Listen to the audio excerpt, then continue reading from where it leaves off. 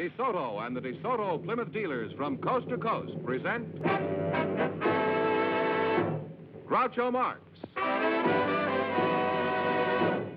in You Bet Your Life. And now, here he is, the one, the only... You'll never take him alive. Oh, that's me. DeSoto, Plymouth, both products of the Chrysler Corporation. Friends, go in to see your DeSoto Plymouth dealer tomorrow. And when you do, tell him Groucho sent you.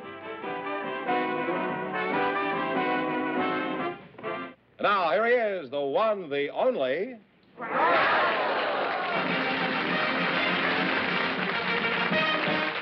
Well, here I'm again with a chance for each of our couples to win up to $10,000. And if any of them say the secret word, they can take home an extra $100. And this is the word right here. Groucho, Celladoor Crockett and Charles Snow are on deck. So, folks, would you come in, please, and meet Groucho Marx. Welcome to You Bet Your Life. Say the secret word and divide an extra $100. It's a common word, something you see every day. Celladoor Crockett and Charles Snow. What kind of a name is Celladoor? A cellar is a door to a cellar. Oh, you were named after a cellar door. Why were you named after the door in the cellar? Well, my mama already had 9 babies, and so she told my sister Margaret that she could name me, and she was going to college. Mean your mother was sick of the whole thing, huh? Yes. And my sister Margaret was going to college, and this college professor told her that 2 of the most beautiful sounding words in the English language were the words cellar and door. So Well, she why named me is that? Celladoor. Suppose you'd have turned out to be a boy. Would your name have been Attic Door? My sister was going to name me Rat Trap. Why, were you a little mouse at the time? Well, this same professor told her that the 2 most dramatic words in the English language were the words rat and trap, so praise be I was born a girl. Yes. Makes me happy, too. Your name is Charlie Snow, huh? Charles Snow. How tall are you, Charlie? 5'2".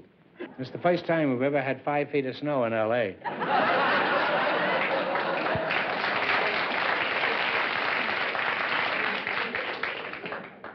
Are you pretty sick of that joke, Charlie?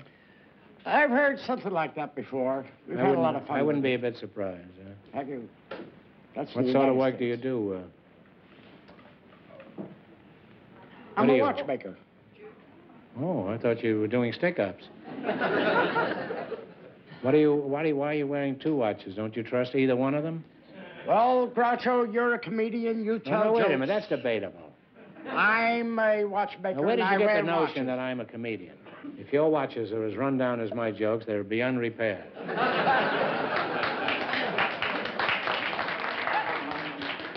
I didn't see any necessity for applause at that moment. Don't you feel rather silly wearing 2 watches, Charlie? 2? I wear more than 2. I have quite a few here. There's your cuffling watch and your chronograph and your ring watch. What's that, my chronograph? Chronograph, it's a chron- stopwatch. A stopwatch? Stopwatch. Then I have the alarm watch. Why do you have a stopwatch? If it stopped, well, how do you know what time it is? This is your alarm Oh, watch. boy, he's really gone, this fellow. There's the cuffling watch. What is this? The pill watch. Lapel watch, huh? And this? That's a tie clasp watch. This here is a pencil watch. And Yeah. a ruler on the back. That's Because good. they're In the case fir- you're dying by inches, you have your own ruler. Then we have a buttonhole watch. That's a belly button watch, huh? Well, you could call it that. You have a watch repair shop, Charlie? Yes, sir, in good old Long Beach, California. It's Snow's Clock Laboratory, Watch and Clock Laboratory. And we're at 1639 East Anaheim Street. Well, I doubt very much if anybody here is going down to Long Beach to get a watch broken. Now, do you have any other unusual watches on you? I do, Groucho. I have a few more in my pockets. I'll give you a fast flash on them. This is my cigarette lighter watch. You must weigh fully dressed around 300 pounds, My don't you? money clip watch. This is my pocket knife watch. How is it you haven't got Big Ben on? Oh, I've got a couple of Big Bens. You have? Yes, sir. This one Where I are made they, about 35 years ago at Bridgeport, Connecticut. That's very nice, too. Now, Charlie, I'd say that you have more ticks on you than a 2-bit flop house.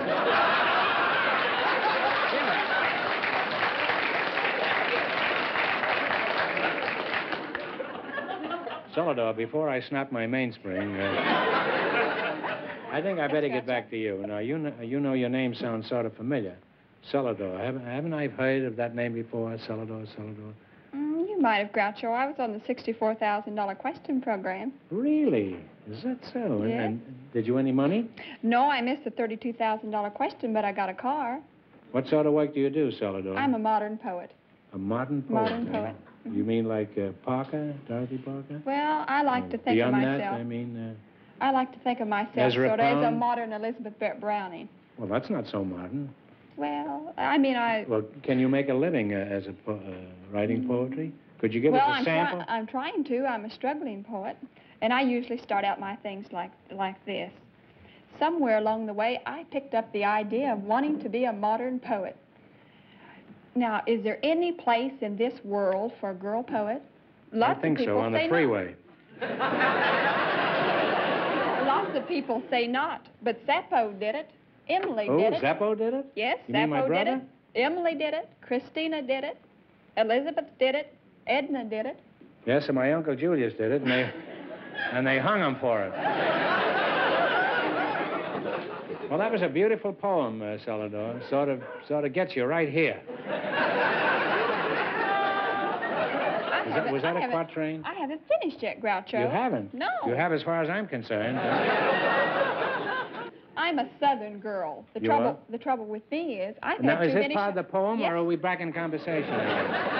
No, this is part of the poem. It's very difficult to distinguish between your ordinary conversation and the poem. Well, that's because it's so near to my heart, so near and dear to my Well, heart. go ahead. Keep it clean. Of course, I'm not very experienced. It isn't that I haven't had a rich, full life. I have known a few pains and a few joys, but there is so much that I haven't experienced. Why, I've never been struck by lightning nor shook by an earthquake. And I've never even been kissed by anyone over 40. That's a challenge if I ever heard one. The trouble with me, Groucho, is that I'm a Southern girl. I've had too many chaperones in my life. But this world is filled with 1,000 exciting stimuli. And yet so much has not come my way. I am not very experienced. No, you will be before the night's over. I hate to put an end to this conversation, but the time flies. Now we're going to play You Bet Your Life. These are names of well-known animals. The letters are all scrambled, and I want you to take a look, unscramble the letters, and then tell me the right name for the animal. Get 4 right in a row, and you win $1,000. Miss 2 in a row, and you're out. All right, George, let's have the first one. Here it is. This is an animal. Now, you have to unscramble it. You know, it's like those... Chipmunk. I'm all right. How are you? You now have one right.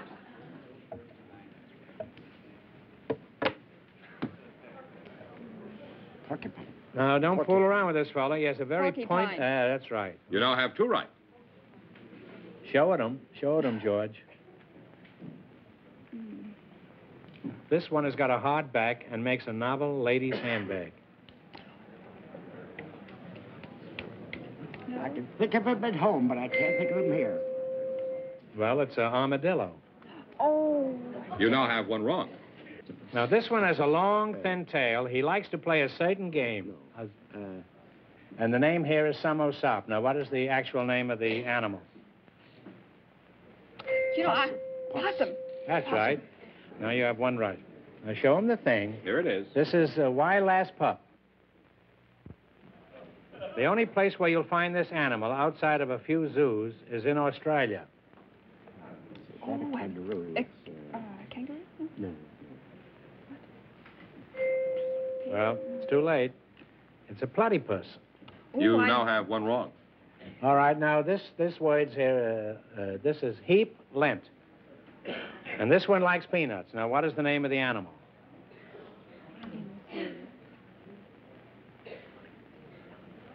This one Elephant. likes peanuts. What? Elephant. Elephant is right. You now have 1 right. Now, this sign says, a moth soup pip. This one sometimes is called a river horse. In fact, that's what his name means in English. But I guess it's the Latin name. Well, it's hippopotamus. You now have one wrong. We just don't know animals. Now, the name of this says red bag. Now, this is a tough customer when he's cornered. What is it? B-A-G-D-E-R. This is a tough customer when he's cornered. Give up. The badger. Oh, the badger. And that's 2 in a row wrong. Well, I'm sorry, Miss Tunero, so you're all through. However, we don't want you to go away broke. So here's a chance to make 100. No help, please. This is tough.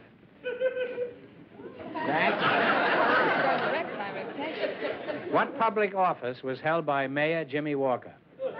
He was The mayor of good old New York. That's right. He was the governor of Pennsylvania. That's right. Yeah, sorry you didn't win more, but thanks, Celladoor, for being on the show. It was a lovely poet. Thank you, Groucho. Good night, Shorty.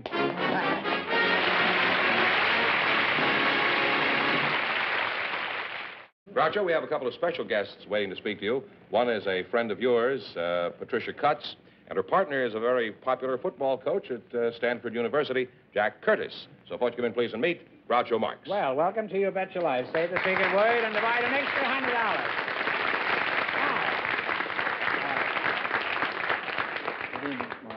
You divide an extra $100 if you say the secret word. It's a common word, something you see every day, I presume. Now, Pat, I don't know you as well as I'd like to, or as I expect to, so you'll pardon me for asking you some personal questions. First of all, I know you're from London, Pat. Now, which part of you is from London? Which part of me? Yeah. Oh, well, I was born in London, and I was born in the sound of Bow Bells, which What makes are- you a Cockney, you know, if you're born in the sound of Bow Bells. Does it? What are And Bow Bells? Well, there's some bells in Bow. Do you remember where I first saw you? Yes, indeed I do. Where was it? Well, you saw me on television, and do you remember you wrote that very nice thing about me? You said that I was the best thing on television. That's true. Thank you. And I haven't changed my mind either. Pat, I'll get back to you as soon as I can, so don't go away. Okay. I want to talk to Mr. Curtis. That's you, Jack Curtis? Thank you, sir. Your football team at Stanford is considered one of the best known in America, and there's a lot I'd like to ask you about the fine job you did last fall. First of all, how did you do last year? Well, Mr. Marx, sounds like there's some alumni in the audience, but we won 2 tough ones and lost a lot of close ones, 8 of them. You won 2 and lost 8? Yes, sir. Well, is there something else we can discuss here? There's no point in keeping this up. Well, what else can we talk about? We might talk about the past, but that's a sign of old age, I suppose. Not necessarily. I had a pretty good record prior to coming to Stanford. We At what? With the police? No, not necessarily, but while in Texas, we did lead the nation in the running game for 2 years, and at University of Utah, we led the nation in passing. Uh-huh. Did Stanford lead the nation last year? Yes, sir, we certainly did. We led the nation academically. All of the boys that came out for athletics are going to graduate, and I believe that's one of the finest records of any school that I know.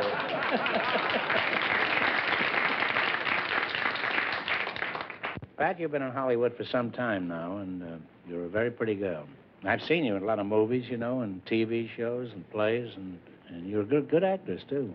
But I want to ask you a question. Do you have any problem with the local wolves out here? No, I think anybody who's over 21, any woman over 21 can handle any wolf.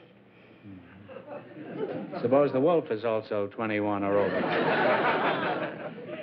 You don't care for wolves, is that right, Pat? No, I think it's rather borscht for anybody to make a pass at a girl and she... Don't mention pass in front of him, He hasn't seen one all season. Well, you're a real nice guy, and we've kidded you, but you are a great coach, and I admire you. You can't win all your games. Somebody has to lose, but tell me something. Why does it always have to be Stanford? That's a hard one to answer. Well, they've had some great teams up there. Well, Yes, that sir. was years ago, but... well, you're both real charmers, and I think you're crazy if you don't get married. You selected famous lovers of fact and fiction. I'm going to ask you some questions. If you miss 2 in a row, you're out. If you get 4 in a row right, you win $1,000. Whom did John Alden love? John Alden. Alden. Told you not to be born in England. Wish I'd been done sport. Do you know? Great. Take a guess if you don't know. Well, that's fine. It was Priscilla. Oh. Well, that's part what? of American history, and you probably He was one of the wouldn't early familiar with settlers. that, yeah. Was he? You're one of the early settlers, yes. Are you, you have one wrong now. So what happens now? Well, don't get the next one wrong, Oh. or the game is over for you. In the song, Frankie and who were lovers? Frankie and Johnny. Frankie and Johnny is right. Well, now you have one right. As far as we know, who was Mark Antony's big moment? Cleopatra. Cleopatra. You now have two right. Now, who was Tom Sawyer's sweetheart? Betsy, what's her name? Betsy. What was it? Tom Sawyer? Yeah. You don't know, Betsy guess. something. Betsy something, wasn't it? Eh? I'd love to help you, Pat. You're so pretty. Well, it was Becky Thatcher. Tom Sawyer's mama was Becky Thatcher? Yeah. Oh. You have one wrong. You want to know where Tom Sawyer coaches, I guess. Yeah. All right. Whom did the biblical King David love? Salome? Was it Salome? I believe it Did you know your Bible? Why, sure. Should we try Salome? Yeah. Salome? No. No, that wasn't Sheba. Can we count that? Well, don't look at me. As soon as I counted. said that. Don't look at me. Oh, who do I look at? You want to give it on? Bathsheba. Bathsheba. You now have one right. Oh, In George. Wagner's opera, whom does Tristan love? Isolde. Isolde. You now have two right. In the Gershwin musical, whom does Porgy love? Bess. Bess. You now have three right. You're right up your alley now. If you get the next one right, you'll have $1,000. Who is Popeye's lady love?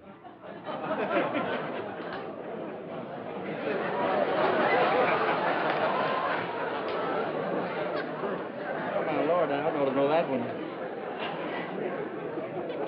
Papa and, No, not ready yet. We're not ready, but the bell is ready. Huh? holy mackerel. Violet. Well, it wasn't a bad You should have known that. You went to college. It's olive oil. olive oil, yes. Well, we're back to one wrong again. Whom did Elaine, the lily maid of Astolat, love? The what? Whom? Please don't make me repeat it. Huh? Whom did Elaine, the lily maid of Astolat, love? Oh, that was the Tennyson poem, wasn't it? Of course. Yeah. Oh, but the King Arthur. Wait a minute. Don't you know? Was it Lancelot? Lancelot is right. Oh, Now you're back. Thank you. You're back on the right track. You have one right now. it's almost more than fair. Yes. Now, who was Ivanhoe's sweetheart? Oh, you know, one's beginning with Yeah, G. I know, but... Gilliam, no. Rowena. Rowena is right. Well, you now have two right. Who was the patient wife of Ulysses who waited many years for his return? Penelope. Penelope. You now have three right. Get the next one right, and you'll have your $1,000. Oh. How are you standing up, Coach? I'm doing real well, so we go for the one or the two. Helen of Troy was beloved by whom? Paris. She sang the last time. I saw Paris. Paris. Yes, You got that's four in a right. row, and you win $1,000. And you realize... I would like to inject a serious note in all this fun. You would? Yes. You can... It's been deadly up to now. You can go out there and think about coming back for a try at $5,000 or $10,000. So I guess, Groucho, you can dismiss them now. You want us to think about You it? can go over and sit down and make up your mind, huh?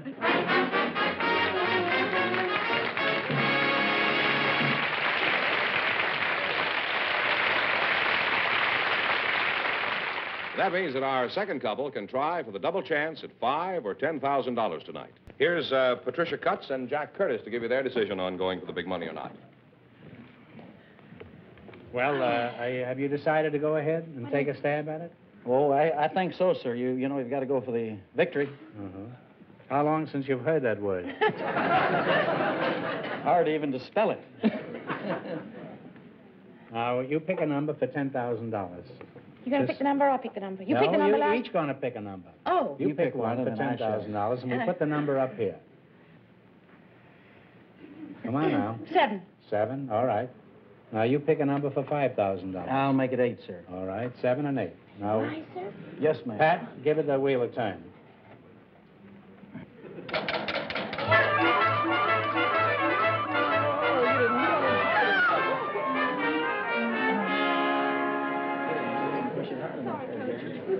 Well, your numbers were 7 and 8, and it landed on 10, so this question is worth $2,000. Ready?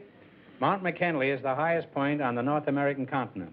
For $2,000, what is the highest point on the African continent?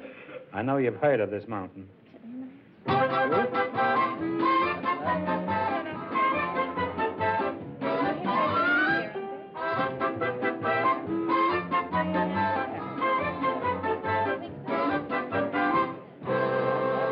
Mount Fiji. That's Japan. All right. What's the answer? Himalaya. Wait a minute. What? Don't you want to hear the answer? Have you no curiosity no, at all? Not at all, no. Well, according to our source, the Encyclopedia Britannica, it's Mount Kilimanjaro, and you should have known that. Yeah, I should have. From the Hemingway book and no place else. I'm sorry you missed it, but you wind up with $500. That isn't too bad. No, it doesn't make you a martyr. Congratulations, and thanks for being very with much. us.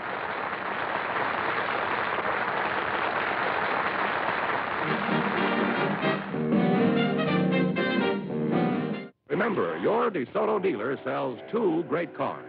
The outstanding 170 horsepower DeSoto Fire Dome V8 and the beautiful 54 Plymouth. America's best buy low-price car. DeSoto, Plymouth, both products of the Chrysler Corporation. Friends, go in to see your DeSoto Plymouth dealer tomorrow. And when you do, tell him Groucho sent you. Be sure to tune in next week, same time, same station, for Groucho Marx in You Bet Your Life. Brought to you by your DeSoto Plymouth dealer. And don't forget to listen to You Bet Your Life every Wednesday night on radio.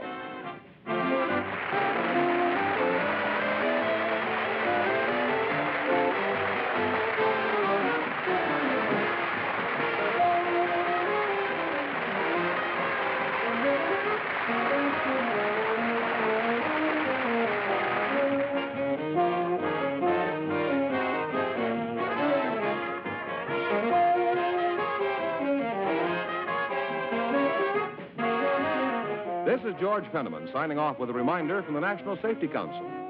September is Child Safety Month. So parents, teach them to cross at corners, obey signals, and look before crossing.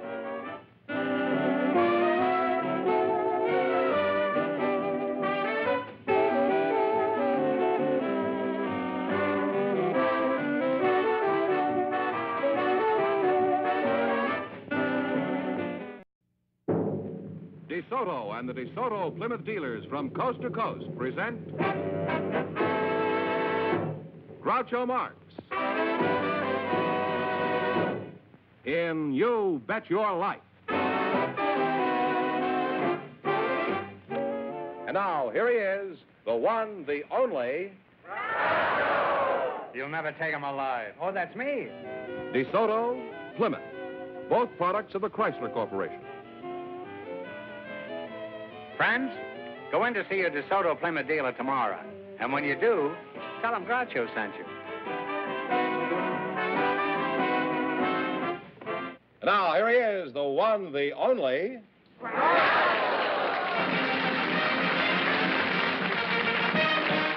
Well, here I'm again with a chance for each of our couples to win up to $10,000. And if any of them say the secret word, they can take home an extra $100. And this is the word right here. Groucho, Celladoor Crockett and Charles Snow are on deck. So, folks, if you come in, please, and meet Groucho Marx. Welcome to You Bet Your Life. Say the secret word and divide an extra $100. It's a common word, something you see every day. Celladoor Crockett and Charles Snow. What kind of a name is Celladoor? A cellar door is a door to a cellar. Oh. You were named after a cellar door. Huh? Why were you named after the door in the cellar? Well, my mama already had 9 babies, and so she told my sister Margaret that she could name me, and she was going to You college. mean your mother was sick of the whole thing, huh? Yes. And my sister Margaret was going to college, and this college professor told her that 2 of the most beautiful sounding words in the English language were the words cellar and door. So Well, she why named me is that? Celladoor. Suppose you'd have turned out to be a boy. Would your name have been Attic Door? My sister was going to name me Rat Trap. Why, were you a little mouse at the time? Well, this same professor told her that the 2 most dramatic words in the English language were the words rat and trap, so praise be I was born a girl. Yes. Makes me happy, too. Huh? Your name is Charlie Snow, huh? Charles Snow, How tall are you, Charlie? 5'2". It's the first time